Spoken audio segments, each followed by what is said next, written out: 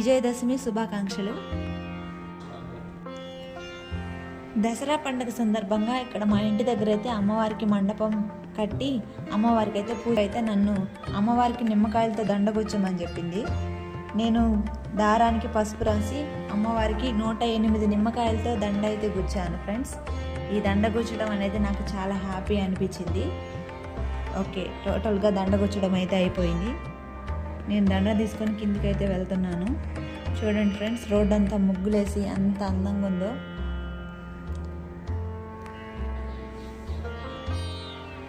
అమ్మవారికి వేపాకులు అంటే ఇష్టమని మండపం చుట్టూరు వేపదండలు అయితే వేశారు. కొంతమంది బంతిమాలతోటి మండపాన్ని అయితే చాలా అందంగా డెకరేషన్ చేస్తున్నారు. ఇక్కడ చుట్టుపక్కల ఉన్న వాళ్ళు కూడా వచ్చి అందరు చాలా హెల్ప్ చేస్తున్నారు. చిన్నపిల్లలు పెద్దలు అందరూ వచ్చి అందరం కలిసి చాలా హ్యాపీగా జరుపుకుంటున్నాం. హిందువులు జరుపుకునే ముఖ్యమైన పండుగలలో దసరా ఒకటి. ఈ దసరా పండుగ జరుపుకోవడానికి మెయిన్ 3 రీజన్స్ ఉన్నాయి ఫ్రెండ్స్. ఫస్ట్ వన్, రాముడు రావణాసురుణ్ణి వధించిన కారణం ఒకటి.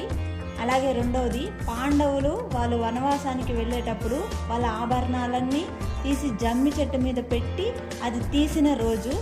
మూడోది, జగన్మాత అయిన అమ్మవారు మహిషాసురుడు అనే రాక్షసుడిని 9 రాత్రులు యుద్ధం చేసి అతన్ని చంపిన కారణంగా 10వ రోజు ప్రజలంతా సంతోషంతో దసరా పండుగ జరుపుకుంటారు. ఈ 3 రీజన్స్ దసరా పండుగ జరుపుకోవడానికి కారణాలు. మనం దసరా పండుగని 9 రోజులు చేస్తారు.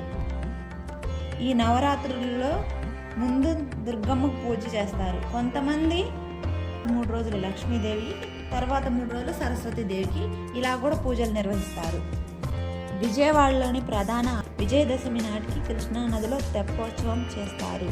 ఈ ఉత్సవంలో అమ్మవారు తెప్పపై 3 సార్లు ఊరేగి భక్తులకు దర్శనమిస్తుంది.